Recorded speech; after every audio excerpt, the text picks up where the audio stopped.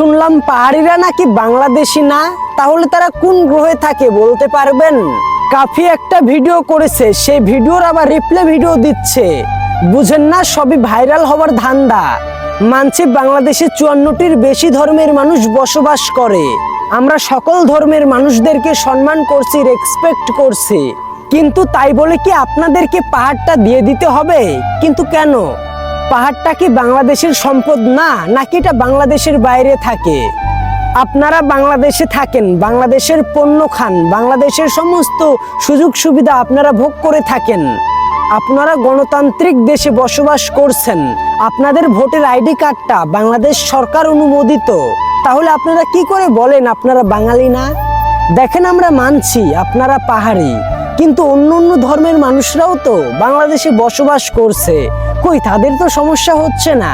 বা আমাদের সমতল অঞ্চলেই তো তাদেরকে আমরা জায়গা দিয়ে রেখেছি, তাই না? তাহলে কি করে আপনারা আমাদেরকে অত্যাচারিত বলেন? হ্যাঁ, কাফি তো ঠিকই বলেছে, আপনি বাংলাদেশের নাগরিক, এটা আপনি মানবেন না। তাহলে আপনাদের ওই অঞ্চলটাকে তো একটি আলাদা ভাগে ভাগ করে দেওয়া লাগবে, একটি আলাদা কমফোর্ট জোনে নিয়ে যাওয়া লাগবে। তাহলে আপনাদেরকে তো আমাদের আলাদা একটি দ্রব্যমুদ্রার ব্যবস্থা করে দিতে হবে।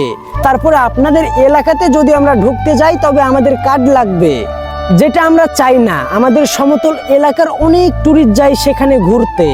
আচ্ছা, পাহাড়ে সেনাবাহিনী ক্যাম্প নিয়ে এত কিসের ঝামেলা বলেন তো? সেনাবাহিনীদের জন্য তো আপনারা সুখে শান্তিতে পাহাড়ের ওপরে বসবাস করতে পারেন, তাহলে সেনাবাহিনীদের ওপর এত অভিযোগ কিসের? দেখেন, বড় বড় ক্রাইম কিংবা জঙ্গলি দলগুলো কিন্তু সেদিক থেকেই উঠে আসে। আমি বলছি না যে পাহাড়ের মানুষগুলো এসব করে, হয়তো আমাদের সমতল এলাকার মানুষগুলোই সেখানে গিয়ে জঙ্গলি দল তৈরি করছে।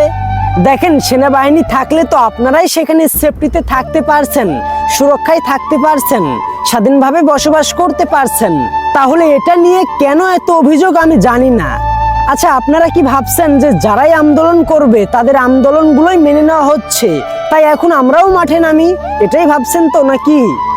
আচ্ছা, বুঝি না, কি করে বলেন আপনারা বাঙালি না? আপনারা কি স্বাধীন দেশের কোনো সুযোগ সুবিধা থেকে বিরত আছেন?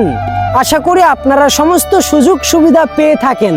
দেখেন, আপনারা পাহাড়ে থাকেন, আপনারা ওখানেই থাকবেন, আমরা তো আর ওটা দখল করতে যাচ্ছি না। আমরা কি আপনাদেরকে অত্যাচার করতে গেছি? যাই নাই তো। তাহলে কেন আপনাদের এত এত অভিযোগ? আমি জানি না কথাগুলো বলা আমার ঠিক হয়েছে কিনা, বা আপনাদেরকে নিয়ে আমার কথাগুলো বলা ঠিক হয়েছে কিনা। তবে যদি আমার কথায় খারাপ লেগে থাকে তবে ছোট ভাই হিসাবে ক্ষমা করবেন। তবে অথেন্টিক পিওর বাস্তব কথাগুলো তুলে ধরার চেষ্টা করেছি। বাংলা খাই, বাংলা বুঝি, স্বাধীন দেশে বসবাস করি, অত প্যাচকোচের মধ্যে আমি নাই।